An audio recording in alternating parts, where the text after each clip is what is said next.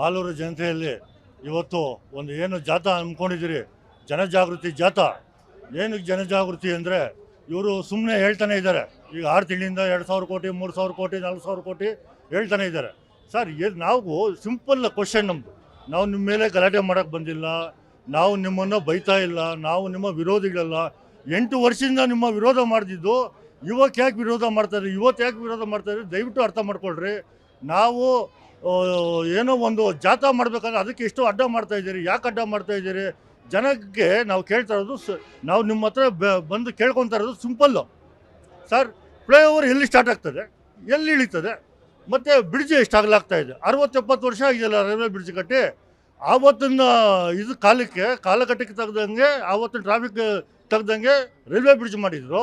ಇವತ್ತು ಅದನ್ನು ಯಾವ ರೀತಿ ಅಗಲ ಮಾಡ್ತಾ ಇದ್ದೀರಿ? ಮತ್ತು ಎಲ್ಲಿಂದ ಇವಾಗ ಆ ಕಡೆ ಹೊಸೂರು ರೋಡಿಂದ ಬರ್ತದೆ, ನಾವು ಕೋಲಾರ ರೋಡ್ಗೆ ಹೋಗ್ಬೇಕಾದ್ರೆ ಎಲ್ಲಿ ಹೋಗ್ಬೇಕು? ಕ್ಲಾರಿಫಿಕೇಶನ್ ಕೊಡ್ರಿ. ನಾವು ಅದನ್ನು ಕೇಳ್ತಾ ಇರೋದು. ನಾವು ನಿಮ್ಮ ಮೇಲೆ ನೂತನವಾಗಿ ಪ್ರಾರಂಭವಾಗಿರುವ ಶ್ರೀವೇಣು ಟಿವಿಎಸ್ ಶೋರೂಮ್ನಲ್ಲಿ ಟಿವಿಎಸ್ ಕಂಪನಿಯ ಎಲ್ಲಾ ರೀತಿಯ ಪೆಟ್ರೋಲ್ ಮತ್ತು ವಿದ್ಯುತ್ ಚಾಲಿತ ಬೈಕ್ಗಳಿಗಾಗಿ ಎಂದೇ ಭೇಟಿ ನೀಡಿ. ವಿಳಾಸ ಬೈಪಾಸ್ ರಸ್ತೆ, ಮಾರುತಿ ನೆಕ್ಸಾ ಕಾರ್ ಶೋರೂಮ್ ಪಕ್ಕ, ಕೋಲಾರ.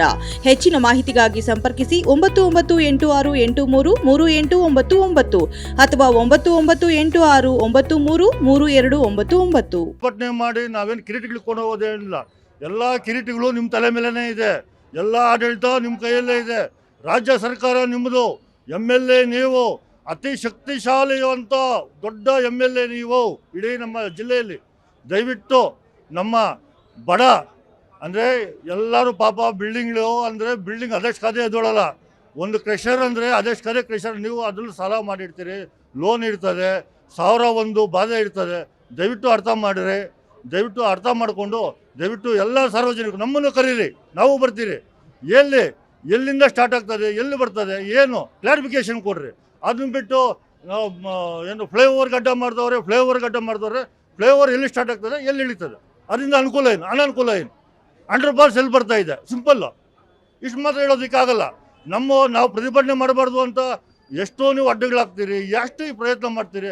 ಅದೇ ಪ್ರಯತ್ನ ಒಂದೇ ಒಂದು ನಿಮಿಷ ಇವರೆಲ್ಲ ನಮ್ಮವರು, ನಮ್ಮ ಮಾಲೂರು, ನಮ್ಮ ಲೋಕಲ್ ಪಕ್ಕಾ ಲೋಕಲ್ಗಳು ಇವರು ಅಂತೇಳ್ಬಿಟ್ಟು ಯೋಚನೆ ಮಾಡಿದ್ರೆ ಈ ಪ್ರಾಬ್ಲಮ್ ಯಾವಾಗೋ ಸಾಲ್ವ್ ಆಗ್ಬಿಡೋದು.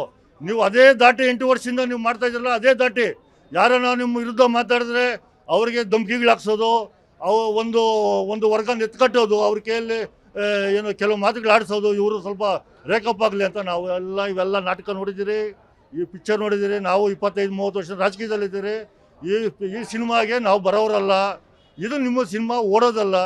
ಜನ ಕೇಳ್ತಾ ಇದ್ದಾರೆ, ನೀವು ಕ್ಲಾರಿಫಿಕೇಶನ್ ಕೊಡ್ರಿ. ತೊಂದರೆ ಆಗದಿರೋ ರೀತಿ ಯಾವ ರೀತಿ ಮಾಡ್ತಾ ಇದ್ದೀರಿ ಮಾಲೂರು ಜನಕ್ಕೆ? ಪರಿಸರ ಹಾಳಾಗೋದಿಲ್ವಾ? ಕಾಂಕ್ರೀಟು ಏನು ನೀವು ಫ್ಲೈಓವರಿಂದ ಮಾಲೂರು ಜನಕ್ಕೆ ಏನು ಅನುಕೂಲ ಆಗ್ತಾ ಇದೆ ಅದನ್ನ ಹೇಳ್ರಿ ದಯವಿಟ್ಟು. ಇಷ್ಟೇ ನಾನು ಹೇಳ್ತಾ ಇದ್ದೀನಿ.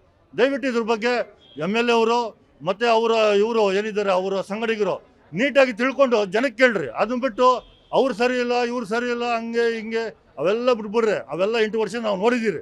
ಇನ್ನು 2 ವರ್ಷ ಇದೆ. ಆರಾಮಾಗಿ ಒಳ್ಳೆ ರಾಜಕೀಯ ಮಾಡಿರಿ, ಒಳ್ಳೆ ಜನ ಸಂಪಾದನೆ ಮಾಡಿರಿ. ನಿಮ್ಮ ಜೊತೆ ನಾವು ಇರ್ತೀರಿ. ಮಾಲೂರು ಉದ್ಧಾರ ಮಾಡೋಣ. ಮಾಲೂರಿಗೆ ಏನು ಬೇಕೋ ಅದನ್ನ ಕೊಡ್ರಿ. ಈಗ ಮಾಲೂರು ಟೌನ್ ಒಳಗೆ ಬನ್ನಿ, ಎಷ್ಟು ರೋಡ್ಗಳು ಕಿತ್ತೋಗಿದೆ, ಕರಗ ಬರ್ತಾ ಇದೆ, ಅದ್ರ ಬಗ್ಗೆ ಯೋಚನೆ ಮಾಡಿರಿ. ಇದು ಯಾವುದೋ ಫ್ಲೈಓವರ್ ಇಟ್ಕೊಂಡು ಸುಮ್ಮನೆ ಇದು ಮಾಡೋ ಅಂಥದ್ದು ಬೇಡ. ಅದನ್ನು ಬೇರೆ ಮಾತುಗಳು ಮಾತಾಡೋದು ಬೇಡ.